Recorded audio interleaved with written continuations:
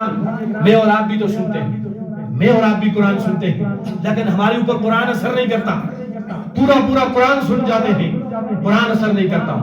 لیکن محترم سامنے کرام، وہ لوگ بھی تھے جو قرآن کی ایک آیت سنتے تھے، ایک آیت سنتے تھے اور قرآن ان پر ایسا اثر کرتا تھا ان کی زندگیاں بدل جائیں.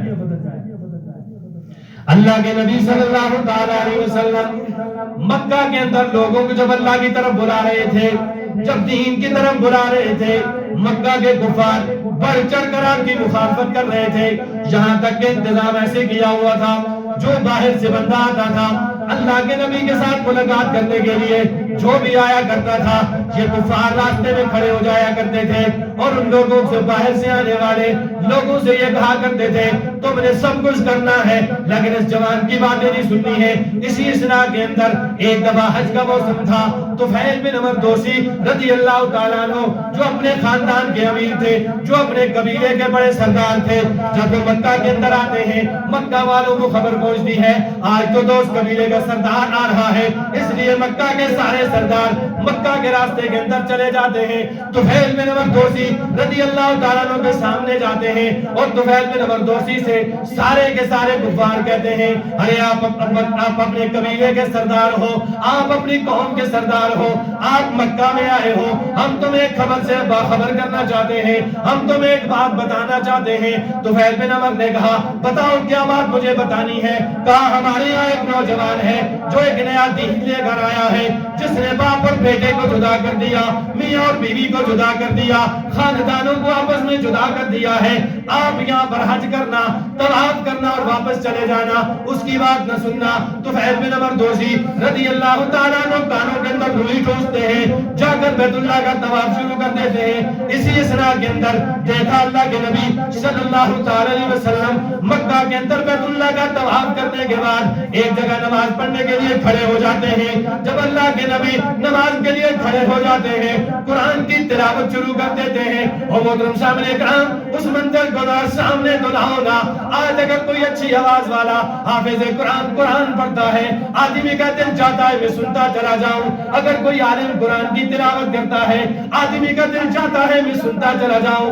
لیکن وہ کیا منظر ہوگا جب اللہ کا گھر بیت اللہ ہو، پڑھنے والے محمد مصطفیٰ ہو، اللہ کا کلام ہو، سننے والوں کو پھر کتنا مزہ آئے گا. طفیل بن عمر دوسی نے اپنے دل میں کہا میں تو سردار ہوں، اپنی قوم کا وڈیرا ہوں، میں تو عربی کلام کو بھی جانتا ہوں، میں عربی لغات کو بھی جانتا ہوں. اگر یہ آدمی جو کلام پیش کرے گا اگر یہ جھوٹا ہوگا میں پھر بھی سمجھ جاؤں گا، اگر یہ سچا ہوگا میں پھر بھی سمجھ جاؤں گا. ارے مجھے اس سے دائیں بائیں ہونے کی کیا ضرورت ہے، مجھے اس کا کلام سننا چاہیے. اپنے کانوں سے روئی نکالتے ہیں. اللہ کے نبی نماز میں کھڑے قرآن پڑھ رہے ہیں. طفیل بن عمر دوسی نے جب اللہ کے نبی کو قرآن پڑھتے ہوئے سنا، اس قرآن نے دل پر ایسا اثر کیا، ایسا اثر کیا، دل کی دنیا بدل جاتی ہے. اللہ کے نبی نماز سے فارغ ہوتے ہیں، یہ اللہ کے نبی کے پیچھے ہو جاتے ہیں، اللہ کے نبی کے پیچھے گھر میں پہنچتے ہیں اور عرض کرتے ہیں سونے مکہ والوں نے تو مجھے کچھ اور کہا تھا، ابو جہل نے تو مجھے کچھ اور کہا تھا، عتبہ نے تو مجھے کچھ اور کہا تھا، شیبہ نے تو مجھے کچھ اور کہا تھا، ولید بن مغیرہ نے تو مجھے کچھ اور کہا تھا. میں عرب کی ساری زبانوں کو جانتا ہوں، میں عرب کی فصاحت کو بھی جانتا ہوں، میں عرب کی شعر و شاعری کو بھی جانتا ہوں.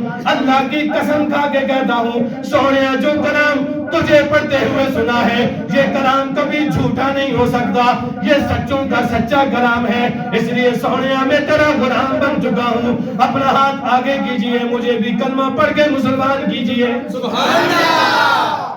محترم سامنے کرام، ایک دفعہ قرآن سنا، ایک دفعہ قرآن سنا اور دل کی دنیا بدل گئی.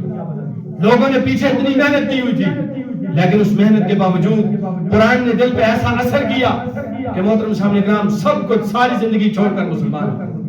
اور پھر ایسے مسلمان ہوئے کہ محترم سامنے کرام اللہ کے نبی سے دین کی دعوت لے کر گئے اور دین کی دعوت جا کر اپنے قبیلے دوست میں پھیلائی. اور دوست والوں کو جب اللہ کی طرف بلایا تو پہلے انہوں نے انکار کر دیا، قبیلے والوں نے انکار کر دیا. یہ دوبارہ اللہ کے نبی کی خدمت میں حاضر اور اللہ کے نبی صلی اللہ تعالی علیہ وسلم سے عرض کرنے لگے یا رسول اللہ آپ نے جو سچا دین مجھے دیا تھا میں وہ لے کر دوس قبیلے کے پاس گیا ہوں، حضور دوس قبیلے والے میری بات ماننے سے انکاری ہو گئے، آپ ان کے لیے بد دعا کیجیے۔ لیکن وہ کیا جانتے تھے، یہ تو رحمت للعالمین بن کر آئے، یہ تو پتھر کھانے والوں کے لیے بھی بد دعا نہیں کرتے، یہ تو کانٹے بچھانے والوں کے لیے بھی بد دعا نہیں کرتے، یہ تو جانی دشمنوں کے لیے بھی بد دعا نہیں کرتے۔ اللہ کے نبی نے ہاتھ اٹھائے اور دعا کی، اللہم اہد دوسن، اللہم اہد دوسن، یا اللہ دوس قبیلے کو ہدایت عطا فرما۔ اللہ کے نبی نے فرمایا، طفیل ہم نے تیرے قبیلے کے لیے دعا کر دی ہے، جا بھی جا کر دیکھ تیرے قبیلے کا کیا حالم ہے، تیرے قبیلے کی کیا حالت ہے۔ حضرت طفیل بن عمر دوسی فرماتے ہیں اللہ کی قسم واپس جب میں گیا میں نے اللہ کے نبی کی دعا کا یہ اثر دیکھا، اللہ کے نبی نے میرے قبیلے کے لیے جو دعا کی، ابھی میں قبیلے میں نہیں پہنچا تھا، میں جب قبیلے والوں کے پاس گیا اللہ کے نبی کی دعا کی برکت سے سارا قبیلہ مسلمان ہوا۔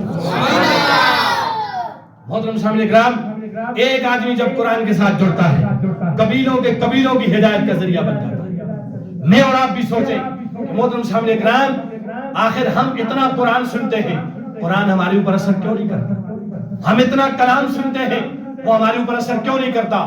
محترم سامنے کرام، ہم دل سے قرآن نہیں سنتے، اوپر سے سنتے ہیں۔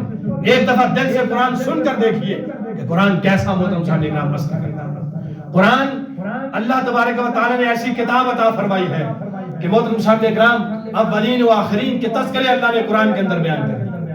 اور محترم صاحب اکرام، اللہ کے نبی صلی اللہ علیہ وسلم کے جو غلام ہیں، جو اللہ کے نبی کے سچے عاشق ہیں، ان کا تو قرآن کے ساتھ بڑا گہرا تعلق ہوگا۔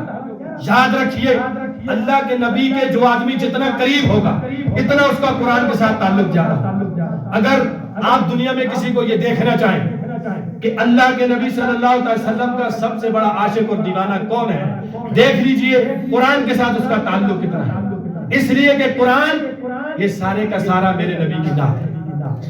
دیکھو، ایک رات میں پڑھوں گا، ایک کوئی اور پڑھے گا، ایک کوئی تیسرا پڑھے گا، اس نعت کا عالم کیا ہوگا جو رب العالمین خود پڑھے گا۔ سبحان اللہ۔ اور ہم سب نے کہا یہی وجہ ہے ام المومنین سیدہ عائشہ صدیقہ رضی اللہ تعالی عنہا، آپ سے کسی نے پوچھا کہ امی جان ہمیں حضور کے تھوڑے اخلاق تو بتائیے، حضور کی زندگی تو بتائیے، حضور کی سیرت تو بتائیے۔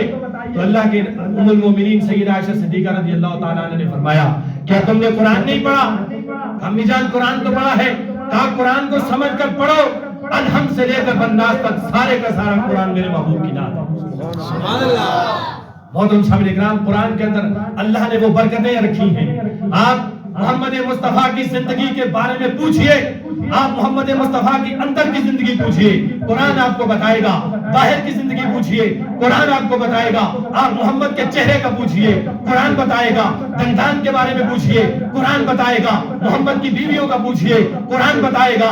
محمد کی اولاد کا پوچھئے، قرآن بتائے گا۔ محمد کے اہل البیت کے بارے میں پوچھئے، قرآن بتائے گا۔ محمد کے صحابہ کے بارے میں پوچھئے، قرآن بتائے گا۔ محمد کے جہاد کے بارے میں پوچھئے، قرآن بتائے گا۔ محمد کی مسجد کی زندگی پوچھئے، قرآن بتائے گا۔ محمد کی باہر کی زندگی پوچھئے، قرآن بتائے گا۔ محمد کے بدر کو پوچھئے، قرآن بتائے گا۔ محمد کے احد کو پوچھئے، قرآن بتائے گا۔ محمد کے تبوک کو پوچھئے، قرآن بتائے گا۔ محمد کے یرموک کو پوچھئے، قرآن بتائے گا۔ محمد کے حنین کو پوچھئے، قرآن بتائے گا۔ محمد کے مکہ کا پوچھئے، قرآن بتائے گا۔ محمد کے مدینہ کا پوچھئے، قرآن بتائے گا۔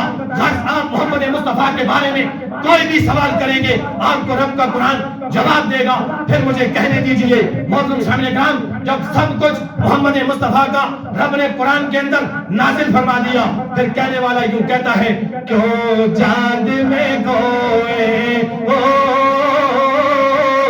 الجھے ہو ستاروں میں، کیوں چاند میں کوئے الجھے ہو ستاروں